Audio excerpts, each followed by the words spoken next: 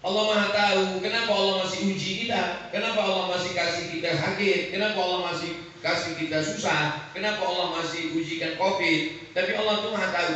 Allah sudah mengukur diri kita, ngasih tahu kita ini layak atau tidak menjadi penghuni surga. Kita yang tidak tahu, maka kita diberitahu Allah SWT dengan cara Dia. Allah Maha tahu. Berapa lama kita dalam ujian ini? Selama hayat di kandung badan. Ketika ruh bersemayam dalam jasad, selama itu pula ujian datang. Hanya saja kadang bayangan kita tentang ujian ini berbeda. Ketika sakit, ujian. Ketika sehat, nikmat. Ketika kaya, nikmat. Ketika susah, ujian. Seringkali logika berpikir kita begitu. Ketika kita pergi ke rumah sakit, ketemu dengan kawan, sahabat, tetangga, jiran, kita katakan sabar ya, kamu sedang diuji Allah. Kebetulan yang sakit itu gak ngaji. Kalau dia ngaji, kebetulan dia bisa balik lagi. Iya, aku sedang diuji Allah, aku sabar. Kamu juga diuji Allah dengan sehat. Kenapa kamu gak sabar? Sabarnya orang sakit, dia beribadah. Sabarnya orang sehat, beribadah juga. Maka seringkali kita lihat di rumah sakit itu orang sakit yang sabar. Buktinya ketika dia sakit, tangannya pegang tasbih. Ketika dia sakit, dia nyari sajadah. Ketika dia sakit, mendengar azan, air matanya meleleh. Tapi ketika sehat, dia mulai lupa itu semua. Jadi sesungguhnya banyak orang yang sakit itu ingat Allah, tapi orang yang sehat tidak ingat Allah. Padahal dua-duanya adalah ujian.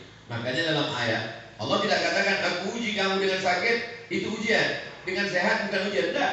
Kata Allah, wa balawnahum bil hasanat wasayyi'at. Kami uji kamu dengan hasanat yang baik-baik. Yang baik-baik dulu, baru dengan wasayyi'at yang tidak baik. Lalu dulu orang berpikirnya, kalau aku punya jabatan, aku punya harta, aku punya sehat, berarti Allah memuliakan aku. Amal insanu idza mabtalahu rabbuhu fa qudira alaihi rizquhu fa yaqulu rabbi ahana. Tapi kalau aku sakit, aku miskin, aku susah, aku melarat, maka aku sedang dihinakan Allah. Kalla, kata Allah, logika berpikirnya tidak begitu. Engkau salah berpikir bahwa ketika engkau sakit pun engkau sedang diuji, engkau sedang sehat pun engkau sedang diuji, engkau sedang punya harta pun sedang diuji, engkau sedang susah pun sedang diuji. Jadi kalau orang memahami bahwa itu semua ujian, dia berpikir saya sebenarnya lulus pada ujian yang mana.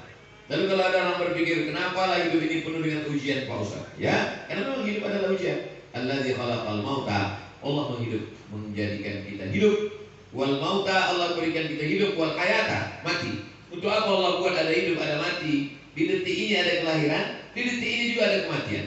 Di rumah sakit yang sama hanya berbeda dinding. Di dinding sebelah orang tersenyum karena baru saja menyambut anak yang terakhir, tapi di dinding sebelah pula orang meneteskan air mata baru saja melepas orang meninggal dunia. Di rumah sakit yang sama, di dokter yang sama, di ruang yang sama, hanya beda satu dinding saja. Maka sesungguhnya Allah jelaskan dalam surat Al-Mulk yang selalu dibaca tiap malam.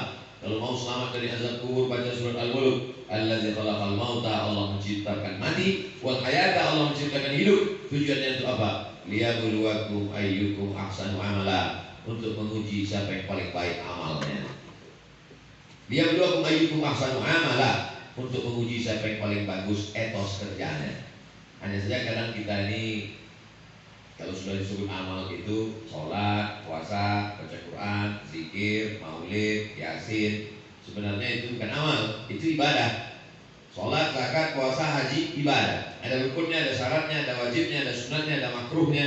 Yang dimaksud dengan amal adalah semua aktivitas kita. Orang yang kantoran masuk jam 8 pagi, pulang jam 4 sore, itu adalah amal. Orang yang punya pekerjaan tidak kantoran, dia punya jam rutin dari jam 6 sore sampai jam 6 pagi, security, itu juga adalah amal. Makanya dalam Islam diajarkan sesuatu yang baik, kalau dia sebut nama Allah, maka dia berubah menjadi amal, walaupun itu memang pekerjaan dia. Karena kalau kita batasilah ibadah itu hanya pada sholat saja, subuh, zuhur, asar, maghrib, isya 5 kali 5 menit kali 5, 25 menit. Sementara surga yang mau kita masuki khalidina fiha abadan. Tidak seimbang antara amal kita dengan apa balasan yang akan kita terima. Padahal Allah SWT mengatakan tujuan kita dihidupkan ini, wa ma khalaqtul jinna wal insa illa liya'budun. Tidaklah menciptakan jin manusia illa liya'budun, kecuali untuk beribadah saja. Lalu bagaimana dengan perempuan yang hamil, mengandung, menyusukan anak, membesarkan anak, mendidik anak, mencari nafkah? Apakah itu juga bukan ibadah? Maka semuanya berubah menjadi ibadah. WC, toilet, tempat setan, tempat kotoran, tempat najis, tempat bau. Tapi kalau dia ikut tuntunan Nabi, dia berubah menjadi ibadah. Masuklah kaki kiri, Allahumma inni a'udzubika minal khubuthi wal khaba'ith. Keluar dari situ dengan menyebut nama Allah, ghufranaka, ampunkan aku ya Allah. Maka itu berubah menjadi ibadah. Keluar dari WC dia ucapkan di mulutnya ghufranaka. Ghufran, ampunkan aku. Memangnya apa yang dia lakukan dalam WC? Dia tidak sedang buat maksiat, dia tidak buat dosa. Apa yang dia lakukan di dalam? Kenapa dia katakan ketika keluar WC itu ghufranaka, ampunkan aku? Karena saat itu dia sedang melalaikan tugas lidah. Di WC orang tidak boleh berzikir. Di WC orang tidak boleh mengucapkan subhanallah, alhamdulillah, Allahu akbar. Di WC orang tidak boleh menyambut seruan azan. Allahu akbar, Allahu akbar. Lalu dia sambut di dalam WC, Allahu akbar. Tak boleh menyebut nama Allah. Maka di WC dia ucapkan dalam hati. Saat itu dia sedang tidak memfungsikan lidahnya menurut aturan Allah. Maka dia merasa berdosa. Maka saat keluar dari WC dia katakan, ghufranaka, please forgive me. Ampunkan aku, maafkan aku ya Allah. Kenapa? Karena saat itu aku tidak sedang memfungsikan lidah.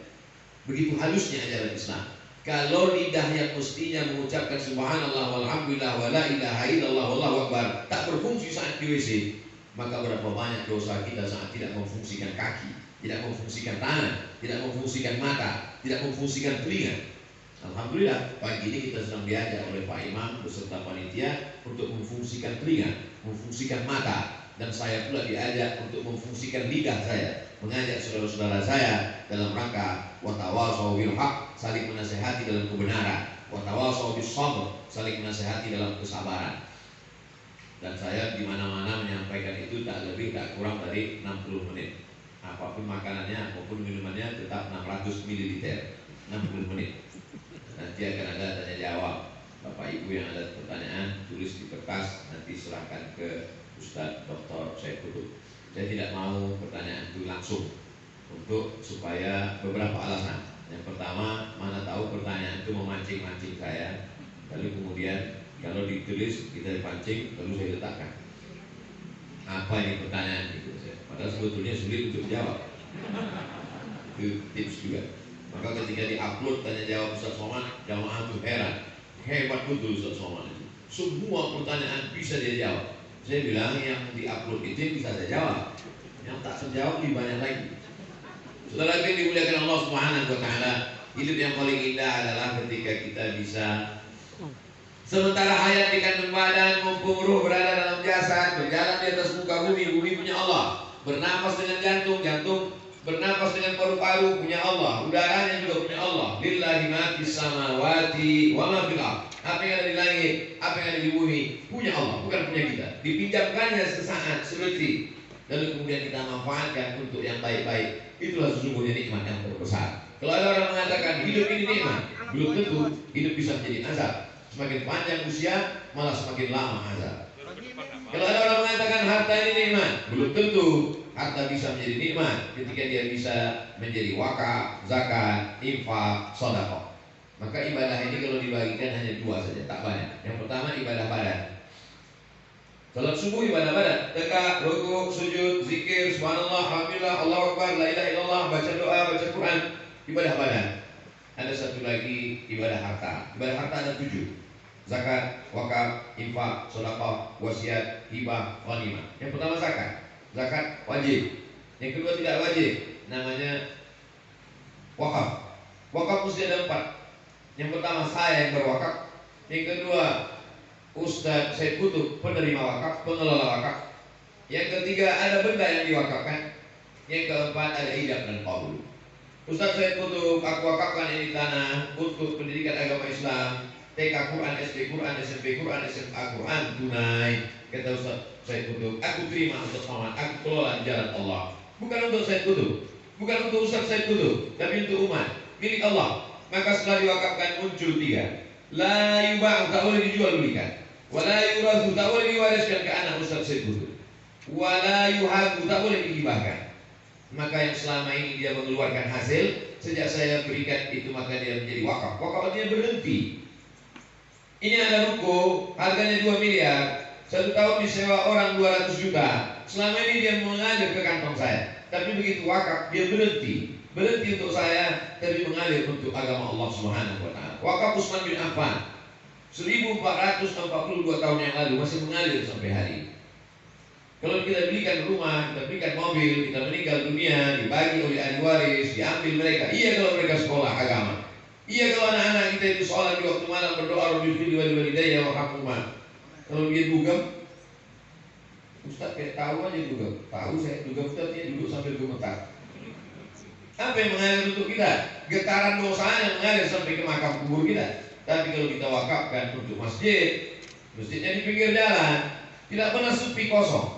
Maka saya anjurkan saudara-saudaraku yang diberikan Allah kelebihan harta, perjalanan panjang kita pergi di tepi jalan, ada di situ tanah kosong, tanya berapa ini tanah kosong, buatkan masjid, mengalir pahala. Memang masjid-masjid di pinggir jalan ini, coba kita lihat dalam perjalanan, pergi pulang tidak pernah henti orang mampir di sana, penuh.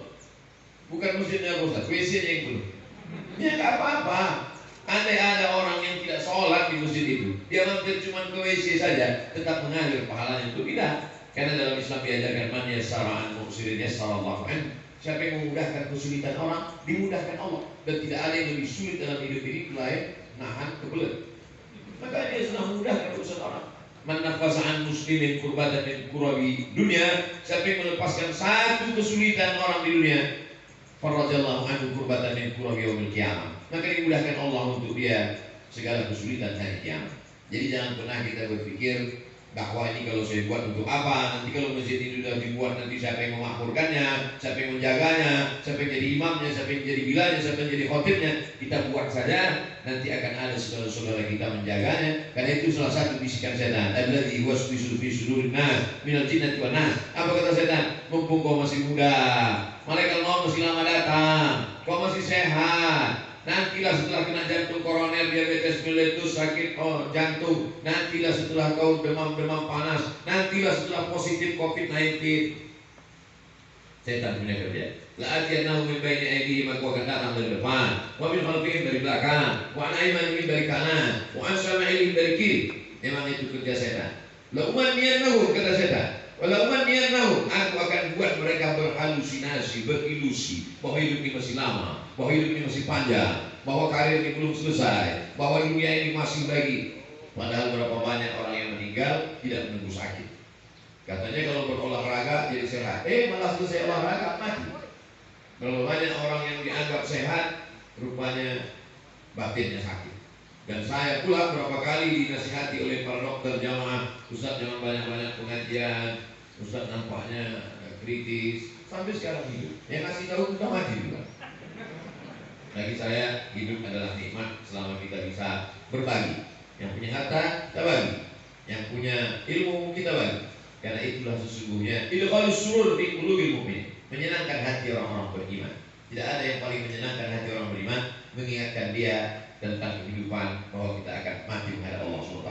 Tapi saya tidak senang juga kalau ada anak-anak muda setelah dia hijrah, setelah dia ikut pengajian, lalu akhirat oriented, bawaannya mau mati aja. Padahal dulu semangat cari nafkah, semangat bisnis, semangat cari duit. Tapi setelah pengajian bangunnya jadi lambat. Pasti tanya, kenapa kamu bangun jam 9? Tadi malam tahajud terus Pak Ustaz. Terus diganti siang sampai sore tidur terus. Itu tidak benar. Kalau beginilah memahami hidup, habis dunia ini diambil orang lain. Bagaimana Muhammad Al-Fatih menguasai Konstantinopel, anak muda gagah perkasa, 19-21 tahun umurnya. Nabi Muhammad SAW mendapat wahyu umur 40, berdakwah di kota Makkah 13 tahun, sampai di Madinah 2 tahun, 40 tambah 13 tambah 2, 55 tahun menjadi panglima perang. 55 tahun masih sanggup naik kuda 150 km. 1 jam naik kuda sama dengan 1000 kali push up.